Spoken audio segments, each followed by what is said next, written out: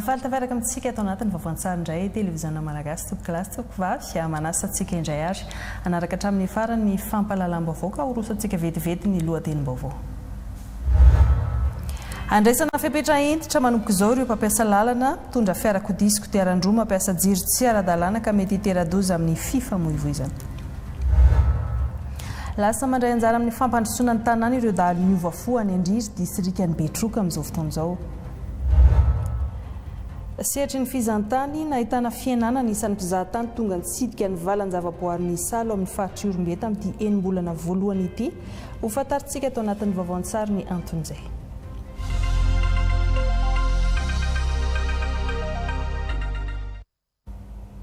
Hiditra amin'ny tsipirim-bovoaritsika topokilasy topokivavy resaka fanavaozana petraka eto amin'ny firenena no isatarantsika azy mba ahafana mametraka ny tena fanavaozana takiany vahoaka dia miasa manakaiky ny fiarahamonina eny fotony ireo ratsa-mangaika ny ministera misahana ny fanavaozana manangona sy mitatitra ireo etaetan'ny vahoaka hitondrana izany fanavaozana ny Repoblikan'i Madagasikara izany ka nandritra ny kabary izay nanolorana ny taleparitra ny misahana ny faritra Itasy dia nanamafy ny minisitra Antitra Razafy Manatsofa maro lafo ireo asa tongavana amin'ny fananganana ny Repoblika fahadimy ary anatanterahana fifidianana madio ametrahana izay mpitondra vaovao eo araka ny Tatriba Bisefana.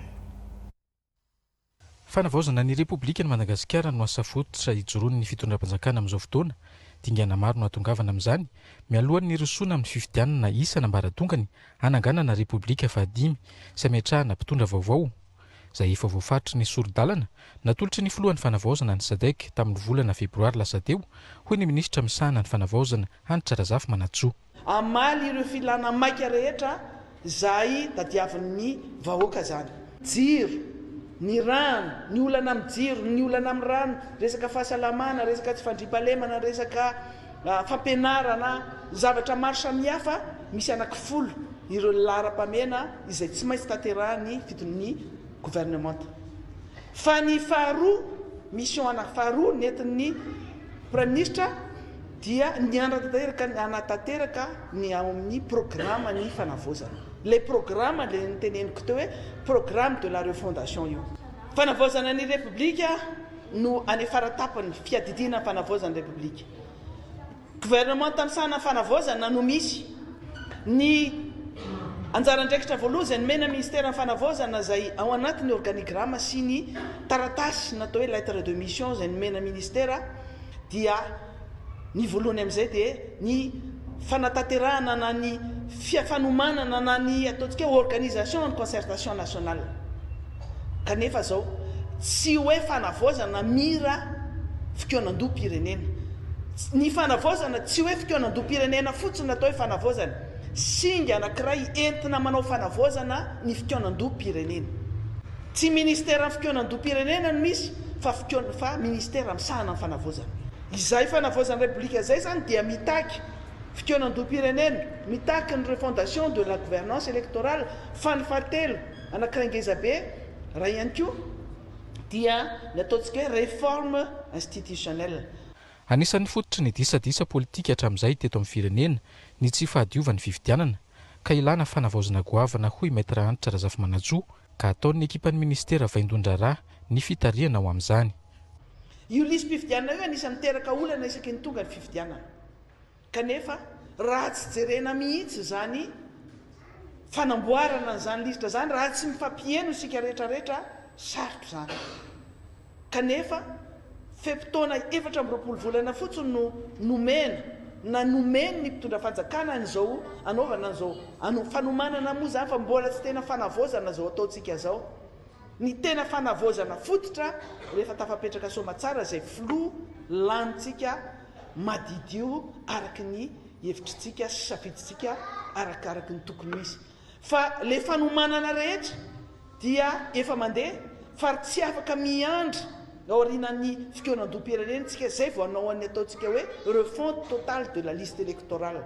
Farafa kely ny enim-bolana nefa zany enim-bolana zany raha tsy ampy ny anaovana an'izany fanomanana sy fanovana an'izany lisam-pifidianana zany. Nandrafitra ny ataontsika hoe programme de la refondation na hoe tondrozotra ny fanavaozana moa zany fa programme tetikandro ny fanavaozana izay natolotry ny filohan'ny fanavaozan'ny repoblika ny sadek tamin'ny 20 ny volana febroary. Iny no programma ny fanavaozana ho taterahan'ny fanjakana ary iny no ampahafantarina antsika satria ao anatin'izay programma izay le asa nataon'ny ministera ny fanavaozana izay namolavolana izany programma ny fanavaozana izany. Miasa ary manakaiky ny fiarahamonina ireo ratsa mangaika ny ministera ny fanavaozana isamparitra. Izy ireny no manangona sy mitatitra ireo etaetam-bahoaka eny fotony. Natolotra tamin'ny fomba ofisialy an'ireo mpiara-miantsehatra teto Miarinarivo ny taleparitry ny fanavaozana eto amin'ny faritra Itasy. Nitoy tamin'ny atrikasa famelabelariny ny atao hoe dina mpitondran-tena sy tandroasina. No izantsika ny vaovao resaka fifamoivoizana andraisana fepetra entitra manomboka izao ireo mpampiasa lalana mitondra fiarakodia na ny mitondra moto mampiasa ireny jiro tsy manara-dalàna ireny ka mety mitera-dozy eo amin'ny sehatra ny fifamoivoizana eny an-dalambe eny ka nisy fampahafantarana ny manodidina izay tetsy amin'ny sampandrarany fitsarana fiarakodia mpahafantariny Olivier Andriambolo mianja antsika rehetra. Voarara lalàna amin'ny fiain'ny fifamoivoizana eto amintsika ny fampiasana ireo jiro tsy manara-dalàna amin'ny fiarakodia na kodiaran-droa izay nahazo vahana ka manomboka be mpampiasa ankehitriny. Jiro izay mety hitera-doza tsy ho an'ny hafa ihany fa mety amin'ilay tompony ihany koa. Inona daholo ary ireo karazana jiro izay voalaza sy voafaritra etoana fa tsy azo ampiasaina. Voalohany ireo karazana LED na ny lampe stroboscopique izay napetaka ka tsy d'origine constructeur, izany hoe ireo karazana jiro zany apetaky ny mpamboatra avy any am-potony izay manaraka ny fenitra iraisam-pirenena araky ny tapa-hazavana mifandraika amin'ny tokony ho izy. Misy fotsy na mavo ireo karazana LED ireo. Voalohany amin'izany misy ireo mampiasa izany eo aloha na eny ambony kabinina ny fiara atao projecteur na anti-brouillard izay tena mahajambena. Eo ihany koa ireo karazana jiro mahajambena ampiasain'ny fiara vaventy mpitatitr'olona na entana hitsilovana ny any arina. Eo ihany koa ireo jiro maro loko anaingona ny fiara tovy amin'ireny andro noely ohatry ny guirlande reny na any aloha na ny any afara ho an'ny fiara vaventy na ny fiara mpitatitr'olona sasatsasany. Eo ihany koa ireo karazana jiro misy loko isan-karazany mipipika sy manjelanjelatra izay tena manimba ny maso ataon'ny sasany. Isan'ny fandraisana fepetra mifanaraka amin'izay ho an'ireo rehetra mpampiasa ny lalana mampiasa io jiro tsy manara-dalàna io. Omena 5 andro manomboka androany ny mpampiasa fiarakodia rehetra anala ireo karazana jiro izay voatanisa teo ambony tsy mifanaraka amin'ny lalàna. Dilan'io fe-potoana io dia iroso amin'ny fanasaziana ny mpisehatra amin'ny resaka fitsiriana sy ny fisavana rehetra eny an-dalambe ka ampanala izay jiro tsy manara-dalàna mbola tratra ary iroso tsy misy fepetra amin'ny fanagiazana izany jiro izany. Manentana hatrany ny eto anivon'ny foibe fitsarana fiarakodia mba hanamafisa ny mpampiasa fiara sy kodiaran-droa ny lafi ny fikojakojana ny ara-mekanika, hanamafy ihany koa ny fitondran-tena mendrika, feno fitandremana sy fahamelona ary fifandeferana indrindra amin'izao fotoam-pialan-tsasatra izao. Resaka vaovao momba ny toetrandro no entina amintsika manaraka. Toetrandro any amin'ny faritra atsimo andrefana ary atsimo atsinana no siny mahazo fampitandremana miloko mena Soalalatra ny Taolanaro no ny amafy ny rivotra araky ny vinany foibe famantarana ny toetrandro eto Madagasikara tratra 50 km hatramin'ny 50 km isan'ora indraindray ny amafy ny rivotra androany ka hatramin'ny rampitso alady maraina izany. Ny fisiny Tsioka Atsimo no mitondra izay rivotra mahery izay. Noho izay toetra ny rivotra izay dia mahery be ny ranomasina morontsiraka afovoany andrefana, atsimo andrefana, atsimo ary atsimo atsinana ny nosy. Misy alon-drano atonga ny avy ny onja manodidina ny 2.5 metatra hatrany amin'ny 3.5 metatra, hatratra 3.5 metatra hatrany amin'ny 10 metatra indraindray ho an'ny morontsiraka atsimo andrefana ary atsimo sy atsimo atsinana ny nosy. Ny morontsiraka mena be atsimo andrefana, androy ary anosy. Iaina izay amafy ny alon-drano izay ny faritra mena be atsimo andrefana, androy ary anosy. Hitatrany amin'ny faritra melaky atsimo atsinanana izay amafy ny alon-drano izay hatramin'ny rampitso izany ka fampitandremana amin'ny lokomena araka izany no hoan'ny morondava hatrany taolany aro misy fiatraika amin'ny fifamoivoizana an-dranomasina zany mazava ho azy ny amafana izay rivotra sy alin-drano izay ka manentana ny rehetra ny mety eo Madagasikara anaraka tsy tapaka ny tompony toromarika omen'ny tompony andraikitra eny fotony zany mba hisorohana ny ofo mety loza ao anatin'izay toetrandro izay indrindra ho an'ireo mpampiasa ranomasina izany. Fahavokatra izay toetrandro izay indrindra dia misy komina 420 ny arany tsy fanjarian-tsakafo sy ny tsy fahampian-tsakafo any amin'ny tapany atsimo nosy iny mitoetra any amin'ny ilany atsinana nosy anomboka amin'ny herinandro io ny fandefasana fanampiana ra-tsakafo sy ireo kojakoja-ara-pahasalamana ny toerana araka ny voaresaka nandritry ny fivoriana teo anivon'ny BNGRC izay ho tatelin'ny Nalisorandriamasinoro amintsika. Iarany tsy fahampian-tsakafo sy tsy fanjarian-tsakafo ny any amin'ny distrika enina any amin'ny faritra Atsimo Andrefana, Androy, Anosy, Atsimo Atsinanana, Vadivavy sy Fitovinany. Misy faritra anankiray atao hoe vaovao ihany ao anatin'io dia ny faritry Atsinanana. Izay avy avy nandalovan'ny cyclone ireo distrika anankiray dia ao i Betoky Atsimo, Amboasary Atsimo, Ampania Andrefana, Toliara Faharoa, Ambovombe Androy, dia Sakara, Tomasina Faharoa. Ireo aloha le voasokajy ao anatin'ilay lokomena. Ny commune ao anatin'izay distrika anankiray izay dia maromaro satria misy hatrany amin'ny 420. Izay ny vokatra azy tamin'ny alalan'ny IPC, izay teknika iraisam-pirenena andrefesana izany tsy fahampian-tsakafo sy tsy fanjarian-tsakafo izany. Mianga amin'ny vokatry ny IPC3 ny fanapahan-kevitra raisin'ny BNGRC. Io IPC io dia mifototra amin'ny angon-drakitra na donné azo itokisana sy tsy maintsy isin'ny marimaritra iraisany an'ireo mpisihatra rehetra. Natao indroa miantoana ny fivoriana ny arahan'ny BNGRC sy ny mpiara-miombonatoka andaniny, ny BNGRC sy ny ministera rehetra voakasika ankilany. Ny antony izy anankiroa zany mba hijerena nylay amin'ny teny vahiny hoe capacité, izany hoe noentintsika. Itsika aloha national zany ny gouvernement ny oentintsika miatrika an'izay olana any atsimo amin'ny resaka tsy fanjarian-tsakafo sy ny tsy fahampian-tsakafo zay dia rehefa tafavoaka zay dia nentina teo anatrehan'ireo mpiara-miombonatoka mba ahafahan'ireo mpiara-miombonatoka ihany koa mamaritra ny fomba anatanterahana zany sy ireo sakafo sy ny fitaovana hoentiny hiatrika an'izany. Hanomboka amin'ny herinandro ho avy io ny fanaterana fanampiana ho an'ireo olona iarany tsy fahampian-tsakafo sy tsy fanjarian-tsakafo ireo. Fianakaviana mihoatra ny 705 alina no azo izany fanampiana izany amin'ny alalan'ny Vonjelongo 2.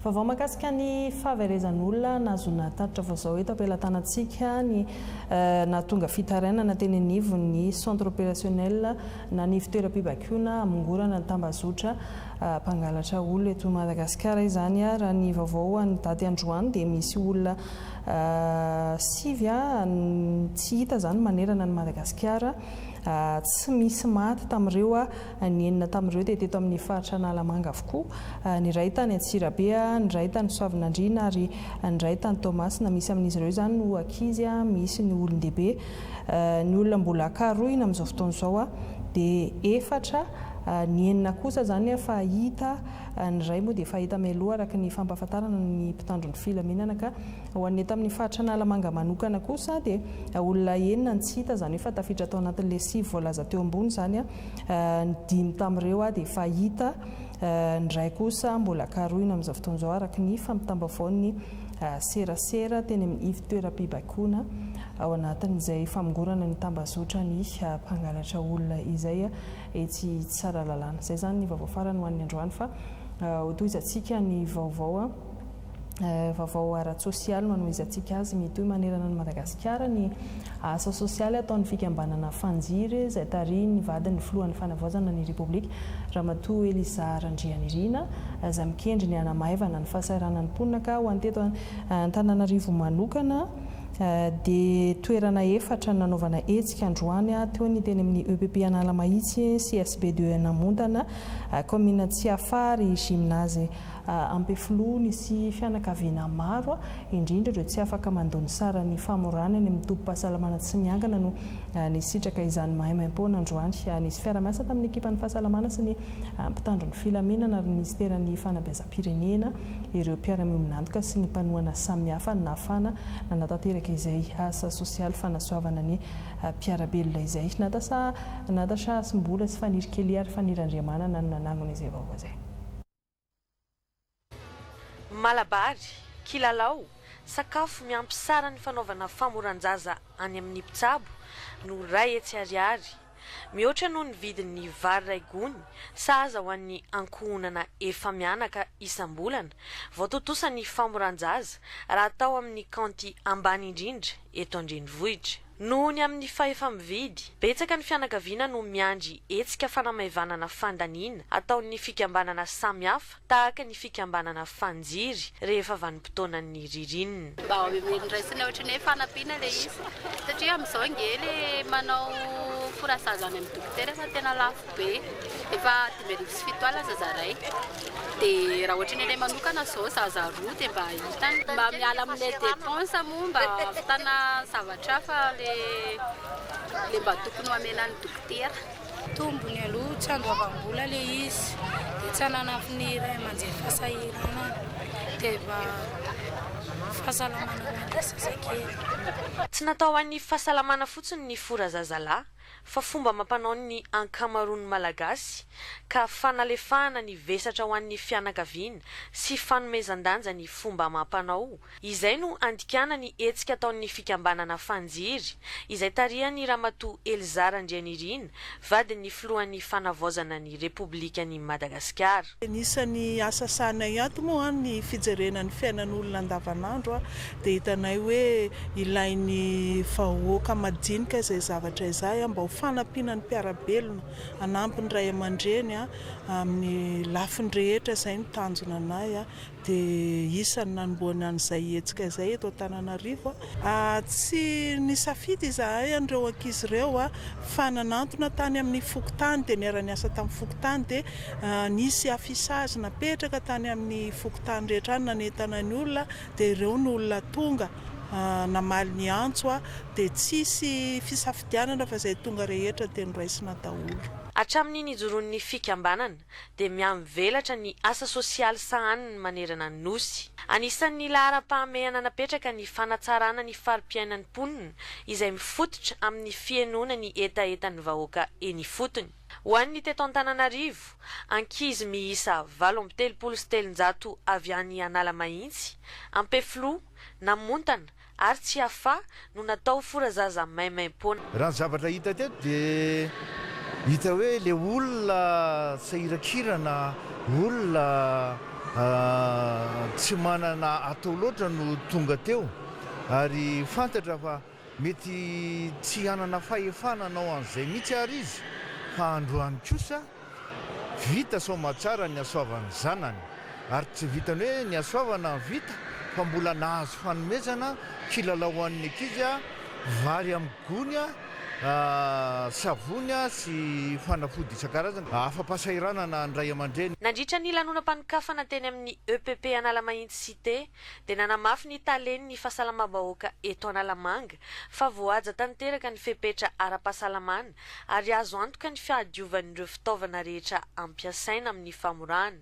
Tafiditra ao anatin'ireo asa sosialy tanterahan'ny fikambanana fanjiry ity hetsika ity ho fanohanana ireo fianakaviana marefo sy ho fampiroboroboana ny fahasalaman'ny ankizy. Resaka ankizy izay fanabeazana no resantsika manaraka fanabeazana ny ankizy ny eo mivantana tamin'ireo mpanabe ny minisitry ny fanabeazam-pirenena tany amin'ny fary Sofia nandray ny sosokevitra amin'ny fanatsarana izay sehatra ny fanabeazana ny ankizy izay ary mbola nanazava tamin'izy ireo ihany koa ny minisitra ny mahakasika ireo fanavaozana efa nentana teo amin'izay tontolo ny fanabeazana izay araka ny fampitambavao ny Any Sara Miaramelo sy Roland Rasolomandimy solitena televizany malagasy any amin'ny fary Sofia. saika voavaly ny fanjakana malagasy avokoa amin'izao fitondrana fanavaozana izao ny fitakiana zo nataon'ny mpanabe sy fitsinjovana ny mpiasa malagasy dia ny mpiasa mpanjakana sy ny tsy miankina manoloana izay dia nanamafy ny ministry ny fanabeazana Rajonar Sansedra Nirina sy ny ministry ny tontolo iainana sy fandrosoana Lovainjafy Andrea Tsiala Luc Aristide teto antsui fa mitaky fandraisana andraikitra amin'ny fanatanterana ny asa ho an'ny vahoaka izany.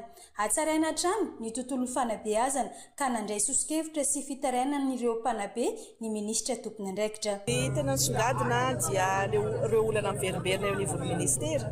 Voalohany indrindra ohatra ny resaka olana subvention, ny vacation, ny resaka recrutement sy ny fotodrafitrasa. Ireo efa olana misy eo anivon'ny ministera ary efa anatin'ny famahana tsy kelikely an'izay ny ministera mijery akaiky ary mijery fotony anton'izao fatongavana aty amin'ny faritra Sofia zao mba tena hoe ahita maso ahita mivantana ary haino mivantana ireo zava-misy mba tsy voatolo bato mafana zany eo anivon'ny ministera. Raha hitantsika dia efa namaly ireo fitarainana maro nataon'ny mpanabe ny fitondram-panjakana tarihan'ny fotoan'ny fanavaozan'ny Repoblikan'i Madagasikara.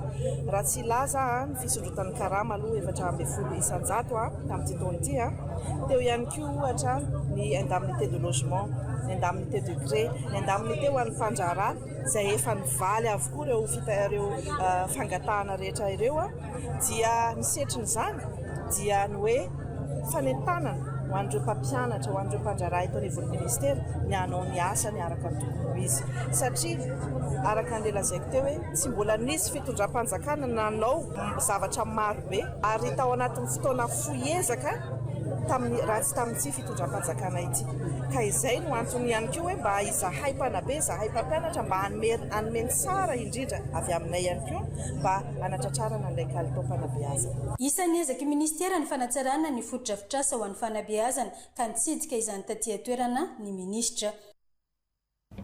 Hitantsika teo fa tany amin'ny faritra Sofia ihany koa ny ministry ny tontolo iainana sy ny fampandrosoana Lovainjafy entitra izy nanambara fa tsy azo ekena ny fitrandrana tsy ara-dalàna ny ala ary ametraka pakady amingorana ny doro-tanety eto Madagasikara ny ministera araka ny vaovao nampitain'ny Anisara Mermbelo hatrany eo amin'ny sariny Roland Rasolomandimby.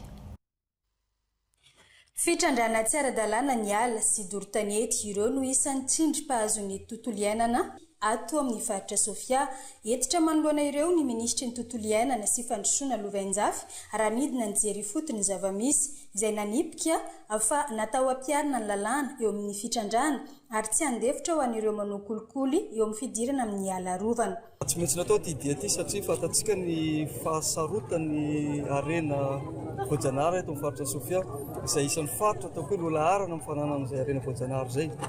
Ny indro-kely anefa dia misy ireo mitrandraka tsy ara-dalàna. Misy ihany koa ny doro-tanety izay atao hoe mahazo vana eto amin'ity faritra ity ka izay no antony tsy maintsy nandalovana teto amin'ny faritra Sofia ahafahana mametraka paikady sy hanetanana ihany koa ny vahoaka sy indrindrandrindra ny tompony andraikitra ity fotony satria arena iraisany malagasy ny arena eto amin'ny faritra Sofia sanatriany vao fa tsy hoe arena ny faritra rery ihany. Na eo aza izany dia tokony hisitraka izay ihany koa ny faritra Sofia ny vahoaka. Misy lalàna nefa mifehy ny arena Voajanahary eto amin'ny tany sy ny firenena misy atsika ka raha ho an'izay trandraka dia afaka mitrandraka fa saingy manaja ny lalàna velona eto amin'ny firenena. Ny tsy ekena kosa dia mitrandraka tsy ho anatin'izay lalàna velona eto amin'ny firenena.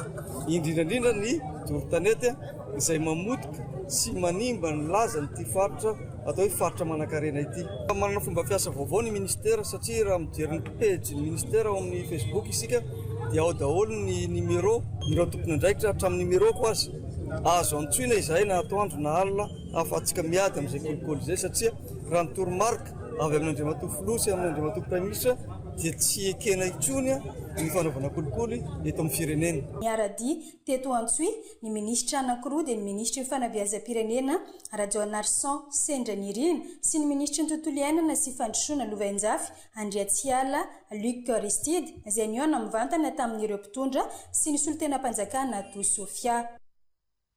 Anatin'izay fiarovana tontolo iainana izay indrindra dia mpaharitra ny fiarovana ny arena voajanahary eo amin'ny fahatra rovana Mavavikinkony ny Tsinjo fahatra Boeny any dia ho ampiasaina ny teknôlôjia avolenta ahafahana manaraka ny fivoarana sy ny fiovana izay miseho anatin'ity fahatra rovana ity ka ny mponina ny toerana ihany no fanina ho afaka misahana izay asa izay. Izy ity moa izay fomba vaovao tafiditra anatin'ilay tetikasa antsoina hoe symbiotika ampiarina amina firenena 10 miaraka amin'ny Madagasikara. Mampahafantariny Maritra Ramarikotsy Miora Randry solitena televizana malagasy any Mahajanga izay. Ny fiarovana ny arena voajanahary amin'ny alalan'ny fampiasana ny teknôlôjia moderna sy ny fampitam-baovao anatin'ny fotoana fohy no ifotoran'ny tetikasa symbiotika izay ampiarina atao amin'ny faritra rovana Mavavikinkony. Faritra arovana mitahiry ny 100 isanjato ny vorona tsy misy maneran-tany raha tsy aty amin'ny ilany andrefany Madagasikara kanefa ina ho lany tamingana. Misa enina ireo karazam-borona ireo ary isan'izany ny ankoay, ny vikoviko, ny bis sacré de Madagascar ary ny voron-drano vorofaly na ny Amorus oliveri amin'ny anarany siantifika. Ankoatra ireo karazam-borona maro be dia misy ny trondro toy ny tamba ary ahitana ihany koa ny karazan-gidro sy ny biby maro samihafa. Ao anatin'ny tohana sy ny fampandraisana anjara ny mponina dian-toerana amin'ny fikajiana ny arena voajanahary ny fampiarana ny tetikasa symbiotika izay aharitra 5 taona. Tetikasa manome lanja mpiara-mientan'ireo mpisehatra eo amin'ny fampitana vaovao. Fiditra anatin'izany ny mpanao gazety sy ny tanora, ireo leader communautaire, ny vehivavy, ny tanora, ny mpianatra sy ny maro samihafa, fampizarana vaovao sy ny fampitana vaovao anatin'izany moa zany ny fampahafantarana ny mahazava-dehibe ireo karazana arena voajanahary, ny olana sedraigna, ny vahaolana hoentina hiatrehana an'izay fahasimban'ny arena voajanahary. Ho an'ny mpampianatra fa misy ny éducation relative à l'environnement kanefa ity tetikasa ity zany manamafy an'izay dia somary moderniser an'izay zavatra rehetrarehetra izay. Dia ny fizarana ny ataoko hoe ny bonne pratique sy izay mety olana sy ny fitaovana rehetrarehetra hoe hitana omby tany amin'ny firenena dia fizarana an'izay ary fahafahany isaky ny firenena ihany koa mampiasa an'izay mety fahombiazana tany amin'ny firenena hafa. Omena toerana ny vehivavy sy ny tanora amin'ny fiarovana ny natiora. Izay misy zany no manangorovao mahakasika ny tontolo iainana dia izay no avoaka afana miaro amin'ilay faritra rovana dia afana mampita azy amin'ny olona koa hoe izao no tena tanjona amin'ilay fiarovana ny tontolo iainana dia izao koa ny fandraisana anjara ny tsirairay tokony ho isy amin'ilay aire protégé. Firenena 5 dia Ethiopie, Kenya, Indonésie, Kirghizistan ary Madagasikara no misitraka ny tetikasa symbiotika izay vatsiny ny gouvernemanta allemand. Fiarovana ny arena voajanahary sy ny fanarenana ireo fasimba ary fampivoarana ny fari-piainan'ny mponina no tanjona. Fa ho an'ny valan-javaboary ny salo ny faritra Iorombe manokana araka nambarantsika tao anaty lohatenim-baovao teo dia nahitana fienany ny isan'ny mpizahatany tonga nitsidika tany an-toerana raha ny zava-misy tamin'ny enim-bolana voalohany an'ity taona ity araka ny nambarany mpitantana ny valan-javaboary. Ny anton'izay hovaliany Olivier Andriambololomatsy atao anatin'ity fanadihadiana ity. Raha dimanjato sy virivony isa mpitsidika tonga eto amin'ny valan-javaboary salo ny taona 2024 dia tombanana iena any amin'ny 420 isanjatony io isa io ho an'ity taona 2024. Fienana izay tsy miankina amintsika fa eo ny zava-misy any ivelany izay tsy azo hidivirana. Miankina koa amin'ny atao hoe frais amin'ny avion. Misy fampiankina daholo zany rehetrarehetra zany izay no tsapa aloha raha sy ny statistika dia midina kely natao hoe ny isan'ny mpizahatany.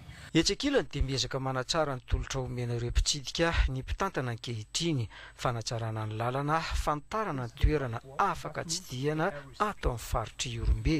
Miezaka ny mpitantana ny valan-javaboary amin'izao mahanamboatra ny lalana makany amin'ny ireo atao hoe circuit hafa satria ny mampalaza ny sany ndray amin'izao dia hoe piscine cascade izay ihany fa ao ilay canion io ao ny sady atao ny misy harena voajanahary no harena ara-koltoraly dia ny lalana zany miezaka ny mpitantana mba hanamboatra an'izay. Ny faritra Iorombe ankoatry n'ilay harena misy n'ilay valan-javaboary tantanan'ny Madagascar National Parks, Isaly, Kalambatritra sy Pic du Gilbert dia misy koa zao lay air protégé ao vohiboro vohitry ny vorona zany zay zany le dikany lalana RN 27 makany vohibe eny ihany iny lalana pisy circuit koa any dia ao Iosy misy ny atao hoe grotte manana grotte koa isika eto amin'ny district any Iosy grotte Andranomilitsy dia ato amin'ny faritra tapany Atsimato misy an'izay atao hoe Isaly Sud efa nahazo efa misy mpitantana io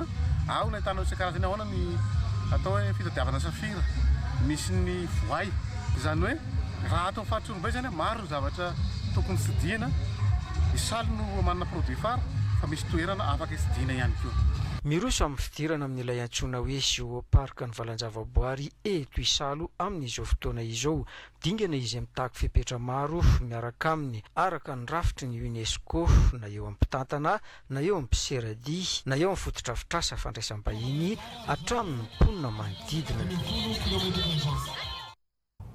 Ny fotoanan'ny fialan-tsasatra tahaka izao ihany koa no tena mampiakatra ny fampiasam-bola ireny mpisehatra amin'ny fizahantany ireny satria maro ny olona tonga mitsidika ny toeram-pizahantany na avy eto an-toerana na avy any ivelany fa ho an'ity fialan-tsasatra eny amin'ny 24 ity anefa dia nandray fanapahan-kevitra ireo mpandraraha sasany amin'ny sehatra io fa tsy hisy ny fampiakarana ny sandan'ny fizahantany mba ahazoan'ny malagasy tsotra mamantatra ny akanton'ny Madagasikara araka ny tatriny Nzaka Serge Andrianarosy sy Stéphane Alphonse. Sy ny malagasy rehetra hatramin'izay no afaka miala sasatra iveran'ny faritra honenany ny enti-manana arabola ny sakana amin'izany. Ny vanim-potoanan'ny fialan-tsasatra matsy no fanararoatra ho an'ny mpandraraha ara-pizahantany. Io no fotoana azahoana mampiakatra ny vidin'ny tolotra rehetra. Amin'ity fialan-tsasatra 2024 ity dia manome fahafahana ho an'ny olon-tsotra ny mpandraraha ara-pizahantany sasany. Amoraina ny fandehanan'ny olona ary tsy hisy ny fampakarana ny tolotra rehetra. Tanjona amin'ity fanapahan-kevitra ity ny azahoan'ny malagasy ny fanerasera sy mahita ny ankaton'i Madagasikara ao anatin'izao fotoana ny fialan-tsasatra izao. Betsaka mantsy ny olona no miteny hoe zay mety tsy manana fahafahana fanaovana an'izany voyage zany. Raha ohatra hoe amin'ny Desambra zao ny voyage tianareo atao dia afaka alohanareo mandra-pahatonga ny daty anaovanareo an'izay voyage zay lay vola tsy mampiakatra ny prix raha tsy hoe ny condition de voyage nao no tsy mety zany hoe na le daty safidinao no tsy mampety azy na ihany koa moa zany le toerana andehanana alavitra tena hoe alavitra ohatra hoe ny resaka escale izay no tsy mampety azy. Nanamafy ireo mpisehatra amin'ny fizahantany fa izao fepetra no raisin'izy ireo izao dia sady fampirosinina ny malagasy amantatra amin'ny Madagasikara no fampakarana ihany koa ny fidiram-bolan'ireo mpivelona amin'ny alalan'ny fizahantany. Pejany teo karen'izay ihany misehatry ny arena kibon'ny tany dia tany amin'iny distrikan'ny Mananjary iny tompony andraikitra avy amin'ny ministeran'ny arena kibon'ny tany anjeriny sy ampiariana volamena ary nampirisiny ireo mpitrandraka hiditra misehatra manara-dalàna mba hisoroana ny fampiarana ny sazy araka ny vaovao entin'ny Nalsorandriamasinoro sy Tantely Ndriavelo. Mihasarotra ny fitrandrana volamena any amin'ny faritra Fitovonany, mihamena ny vokatra azo, tsy manana velotena ankoatra io nefa ny ankamaroan'ny mponina raha ny fanazavana. Misy amin'ny mpitrandraka no mivarom-pananana. Mitrandraka volamena reny fivelomana dia indrindray le vidin'ny volamena dia miaigna be tena miaigna be satria sy arakaraka n'le vidim-piainana n'le vidin'ny volamena trandrana satria efa sy mahazo amina grama koa nefa karazana resaka amina santy roy desi farany ambony zay zany ny volamena azo amin'ity faritra ranty. Volamena ranty mizaky tamin'ny desi zao na ny vanako dia jusqu'à izao efatra ala amin'ny desi zao mba mivarotra ny olona dia mivarotra ndreny hoe manana tany amidy sasany dia mivarotra sy manana tany amidy dia tonga amin'ny lomana simsimika tany tao. Anisany mampiena ny vokatra azon'ny mpitrandraka madinika ihany koa ny orinasa vaventy. Ahoana zany eny trandraka madinika gady kovinga lanana dia inazoro zany le machine fa sy nene ozatra dia machine amin'ny ozatra be tokony fitratranana mitovy sy hanahirana ny vahoaka. Nanome soso-kevitra ho fanatsarana ny asan'ny mpitrandraka volamena ny tompona ndraiky mpanjakana sy ny avy eo amin'ny tetikasa Planet Gold. Nisy ihany koa ny fampahafantarana ny mpitrandraka ny tombontsoa ho azony raha mampiatra ny pakady perception à la source izy ireo. Tondrana soso-kevitra anatsarana ny fitrandrahana volamena mba tsy ampiasana ny akora simika toy ny mercure izay voararany lalàna ary nijereny fotony ihany koa ireo mpitrandraka madinika sy ireo mpitrandraka vaventy izay mampiasa milina ka nanentanana zareo mba amerina ny zavatra hita fa simba teo amin'ny tontolo iainana. Ny zany ihany koa na mifanatona ireo mpitrandraka madinika sy ireo mpitrandraka vaventy mba hisy firondrano eo amin'le asa atao. Norasiana tamin'izany koa ny fanteterahana n'le tamberina ndraikitra eo amin'ny toerana hitrandrahana. Nisy ny fakana santionana ny volamena taty an-toerana hijerena ny kalitaony ahafahana manampy ny mpisehatra amin'ny fanatsarana izany. Sehatry ny varotra amin'izao fotoan'izao dia karatra kikisana sy fahana finday no ifantohan'ny fanarahamaso ataon'ny ministeran'ny varotra sy ny fanjifana ka isy ny fanadihadiana momba ny fitsinjarana azy ireo manoloana ny aiay momba ny tsy fanarahana ny lalam-pizarana ara-dalàna araka ity tatry Sandra Rakotoarsoity. Ahina ny fisiany fanararaotany eo amin'ny fivarotana karatra kikisana sy ny fampidirana fahana amin'ny finday. Voalaza fa mety tsy voahaja ny lalam-pizarana ara-dalàna na ny circuit de distribution tokony arahina. Mikasika ny famarotana karatra fahana amin'ny vidiny ambony tokony ho izy, izany hoe raha ny karatra arivo ariary dia jifain'ny mpanjifa sasany amin'ny vidiny 100 ariary.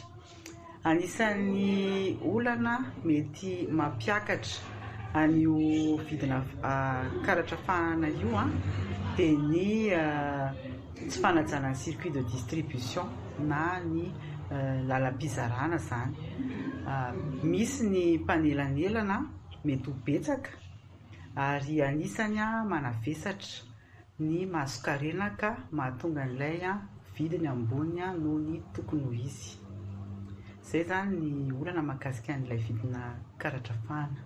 Ankoatran'izay famarotana fahana karatra amin'ny vidiny ambony ny vidiny ofisialy izay dia misy koa ireo fahana ampidirintsika amin'ny telefona izay jifain'ny mpanjifa koa amin'ny vidiny ambony tokony ho izy. Ohatra hoe mampiditra an'ireny 2 toits ireny zany amin'ny tokony arivo ariary ny sarany dia ny mpanjifa asaina mandoa 250.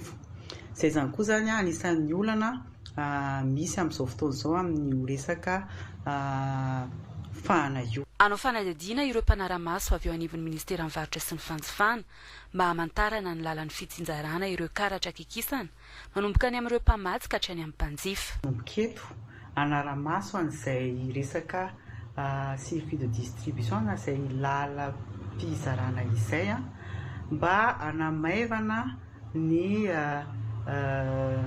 lalan'ireny karatra fahana ireny avy eny amin'ny orinasa tompon'ireny karatra ireny mandeha avy hatrany eny amin'ny mpanjara. Isy ihany koa fampidiniana iarahana amin'ireo orinasa mpandraraha amin'ny fifandraisana telefona. Ampiantso sy hiara-hijinika amin'ireo orinasa ao anatin'ny fifandraisan-davitra ireo mba hitadiavana vahaolana maharitra mikasika ny tranga misy amin'izao fotoana izao sy andraisana fepetra mba tsy hisy intsony ny famarotana fahana karatra na ny fampidirana fahana amin'ny vidiny ambony ny tokony ho izy. Antsoina ihany koa an'ireo fikambanana miaro ny zon'ny mpanjifa rehetra mba hitadiavana marimaritra iraisana, hitadiavana ny olana sy ny vahaolana mifanaraka amin'izay. Mandray fepetra avy hatrany ny ministera na dia tsy mbola nahazo fitarainana ofisialy azy rehefa mahita ireo fanehoan-kevitra sy fitarainan'ny mpanjifa miparitaka amin'ny tambanjotra sosialy. Fa vaovao tsara ny amin'ny distrika ny Betroka kosa manomboka mahazovana tsikelikely any Andrira ny filaminana amin'izao fotoan'izao raha nalaza ho toerana fierendaly ity toerana ity noho ny famaronindreo dalo ny ova fo. Izy ireo izay nanambara fa vonona ny anampy ny vahoaka andray anjara amin'ny asa fampandrosoana eo ohatra ny resaka fanamboaran-dalana izay mahaolana marobe araka ny fampitambavaon'ny Théophile Norbert izay niresaka tamin'izy ireo. Maro amin'ireo vatandelana nanao dahalo teo aloha any Andrira no nanapa-kevitra antsitrapo ny hijanona tsy hanao dahalo intsony rehefa avy nanao izany nandritry ny taona maro. Atsampan'izy ireo fa tsy misy tombotsoa azo ny fotoana nolaniny tamin'ny fangalarana omby hatramin'izay na mody mahazo omby na mitondra ny fatiny namany halevina akoatra ny fahampiteny ny fiainan'ny fianakaviany.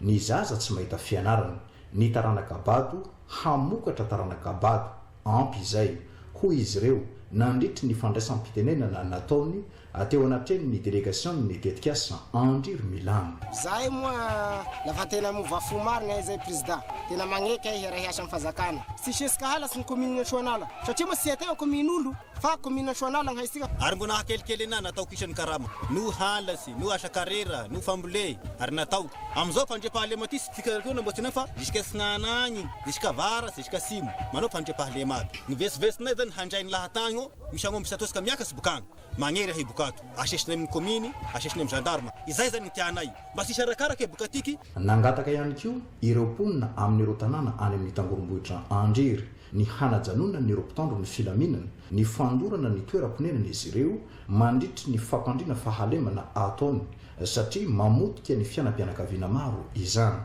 may ny tahirin-tsakafo sy ny masom-bola ny fananana nohariny tao anatin'ny taona maro potika izay miteraka fifindra-monina any anaty ala izany akory tsy manakana ny mpitandro ny filaminana hikaroka ireo nanao ny fandikan-dalàna itany ty zao anjiranjiry eo fia maro olo endry avao je fazaka fa mahasizisizo anazy agnano rasy misy heniny avao zay ho fa tegna zany da tena miloka tegna tatanako eto motra sy misy dahalo zao sy misy raha malotoloto ny tatanako araka izany dia vonina ny hametrahana fandriam-pahalemana maharitra any aminy ireo mponina any amin'ny tangorombohitra Andriry ahafahany hifantoka amin'ny fambolena sy ny fiompina amin'izay Andriry dia toerana manana velaran-tany midadasika afaka volena vary ny mangahazo ny katsaka ny tsaramaso mba amin'ny fambolena maro samihafa ny rano dia harena any an-toerana izay mamatsy reny rano maro aty amin'ny distriktany Betroka fa saingy tsy manana tohadrano ahafahany hanitatra ny fambolena ny tantsaha zay tena mahakorazy anay ananjao andresanay anareo sara io mety aminay tetikasanareo Andriry milamy tiky gnatony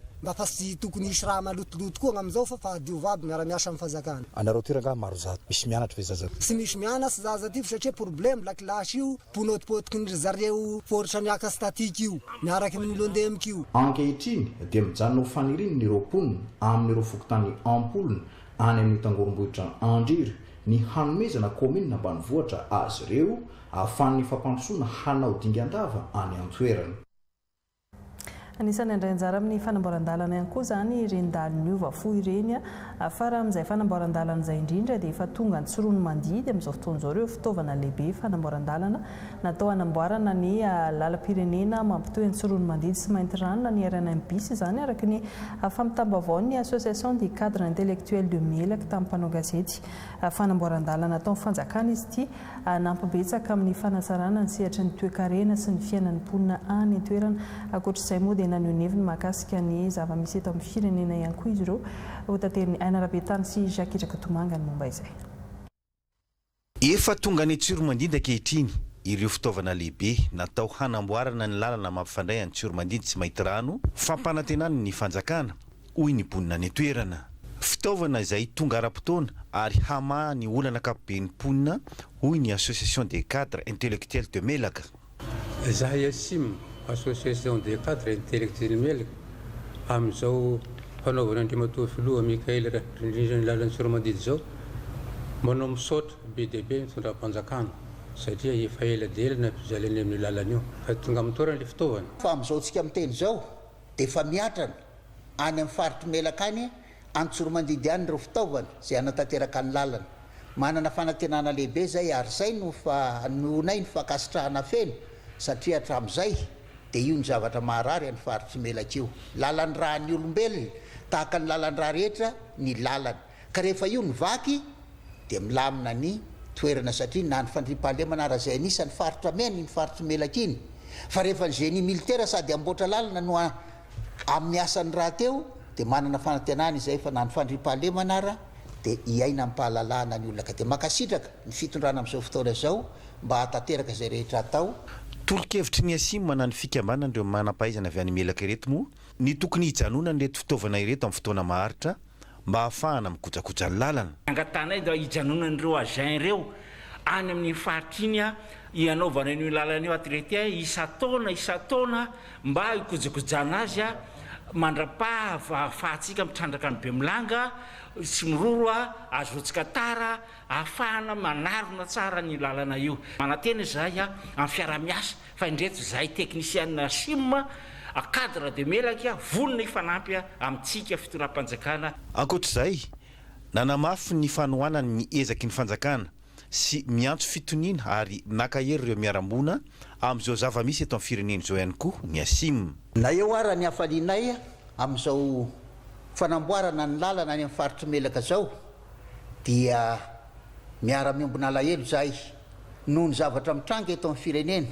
dia ny von'olona sy ny fisamborana zaza zay tsy manatsiny ary zany rehetrrehetra zany dia makahery ny mpitondra ny fitondrana zahay amin'ny fanatanterahana hitondrana ny vahaolana indrindra miombona alahelo ary makahery an'ireo zay tratry ny voiny satria ny zavatra ohatran'izao dia tsy vitan'ny olona rery fa ny fiarah-mientantsika malagasy rehetrarehetra ka dia mahereza daholo ry ao nambara teto fa hery manosika ny tanjaka raha toe-karenany melaka na an-dranomasina na an-tanety ny fanamboarana ity lalam-pirenena implicity fa manoloana ny tsy fahampiany asa ho an'ny tanora eto Madagasikara indrindra ho an'ny vehivavy dia nametraka tetika asa soram-piankonana sy fampananana asa ho an'ny tanora ny OIF na ny Organisation Internationale de la Francophonie miaraka amin'ny fikambanana andro masom-pokon'olona comité de vigilance boriboritany faharoa sy ny fahefatra teto Antananarivo renivohitra no nanomboana ny fanentanana tao anatin'izay tetika asa izay avitry ny anarikotora sosy faniriandriamanana kosa no hitondra amintsika fanazavana misy kokoa makasika izay 2.7 isanjato ny tanora 8.10 ka hatramin'ny 5.30 taona no tsy manana asa ara-dalàna na eo am-pitadiavana asa raikitra sy maharitra eto Madagasikara. Maro ny antony mety mahatonga izany toy ny tsy fahampiany asa eo ihany koa ny firoborobony sehatra ny asa tsy ara-dalàna na ny emploi informel ny tsy fananana soram-piankonana. Raha ny fanadihadiana nataony Instat dia manodidina ny 9 ka hatramin'ny 10 isanjato ny tahany tsy fananana asa eto amin'ny faritra Analamanga. No ireo tarehimarika ireo no antony nametrahany OIF, Organisation Internationale de la Francophonie, sy ny fikambanana andro masom-pokon'olona comité de vigilance ny projet pilote amin'ilay tetikasa soram-piankonana sy fampananana asan'ny tanora teto amin'ny faritra Analamanga ka ny teto amin'ny boriboritany faharoa no nanomboana azy. Tetikasa anankiray izy io zay pilote entina hiatrehana ny fampananana asan'ny tanora ary entina ihany koa hoery manosika ny fananana soram-piankonana. Eto amin'ny arrondissement faharoa dia ny fampifanana nafantoka amin'izay no ezaka natao ka androany ny fanentanana firesahana amin'ireo olona azo tombontsoa fijerevana hoe inona no formation tedavina, inona ilay zavatra ilainy ahafahany miditra ao amin'ny sehatra ara-dalàna eo amin'ny asany na koa ahafahany manitatra ny ambanidainy ny fitadiavany. Isy ny suivi rehefa avy eo na ny tombanezaka ho atao fanarahana ahafahantsika mijery hoe inona marina ny fiantraikany amin'izany tetikasa zany. Arakaraka ny filana ny durée an'ilay formation fa zay miainga avy any amin'ilay olona zany mahatsapa izy hoe ity ny talentako, ity ny trandrahako, ity ny velomako, dia iny no andaminantsika ny karazany toerana naovana azy ny faharetan'ny formation. Ao anatin'ny fiofanana ny famolavolana amin'ny fananganana orinasa, ny dingana sy fomba atao amin'ny fitadiavana asa, fa indrindra ny fanatevinana ny fahaiza-manao ny tsiraray sy ny velon-tenany mponina. Vehivavy ny maro anisa ny sitraka ny projet pilote ny tetikasa soram-piankonana sy ny fampananana asan'ny tanora teto amin'ny boriboritany faharoa. Efatra isaky ny fokotany zany ny tanora nangatahana io, tanora efa avy mifampiresaka zahay amin'ny 420 fokotany 970 olombelona angambany zay raha tsy diso ny calcul koa dia araky ny teneniko teo hoe ny 9 isanjaton'izay vehivavy daholo. Ny suivi tsotra be le izy aminay miara-iasa akaiky zahay amin'ny fokotany, miara-iasa akaiky zahay amin'ny OIF dia mba hiezahana zany le olona rehetra mahazo an'ilay formation mba ho an'ny taninay matetika eny anivon'ny fokotany reny hoe aiza ho aiza zao le olona efa mba nahita asa ve izy, efa mba manao an'ilay asa ve izy raha ohatra ka hoe nangana orinasa kely majinika izy zany rehefa tena tsy tafavoaka zareo mbola fampiresaka amin'ny oefa any amin'ny resaka fampitaovana an'le olombelona hoe tsy misy any ny zavatra azo atao ary ezaka ihany koa izay atao nivon'ny arrondissement andondomba-ravarana an'ireny orinasa ireny ampirisika an'zareo hitady fiara-miasa mba handray an'ireo ankizy rehetrarehetra ireo amin'izay fotoana izay. Tao ariany teto amin'ny boriboritany faharoa dia ny fampiofanana manakaiky sy mifandraiky amin'ny andavanandro ny mponina no natao ao amin'ny vokotany angarangarana boriboritany faha-efatra eto Antananarivo renivohitra. Ny eto angarangarana dia fantatsika fa mpanasa lamba daholo ireo tafiditra ao anatin'ilay marefo izay isany mahazo sitraka koa an'ity tetika azy ity. Ireo olona ireo dia mpanasa lamba donc mentsika fampiofanana mifandraiky amin'ny asany izy. Ny isany aloha dia tena maromaro aloha hatreto eo amin'ny 9 mahery zareo ireo 7 any hoany io sitraka ny fampiofanana io zany izy ao anatin'izao tetika azy zao. Mbola isokatra amin'ny fokotany maro eto amin'ny faritra Analamanga moa ny projet pilote sy ny fanentanana amin'ny tetika asa soram-piankonana sy fampananana asan'ny tanora ity izay ifandrombonan'ny OIF sy ny fikambanana Andriamasopokon'olona comité de vigilance. Tapitra tanteraka ny ran'ny fampahalalam-baovao tokolasy tompafaka trana feny isika tsirairay tany tokantrano-tany nanaraka izany hatramin'ny farany rahampitsy mbola hiaraka eto isika mandra-peona tokolasy tompafaka.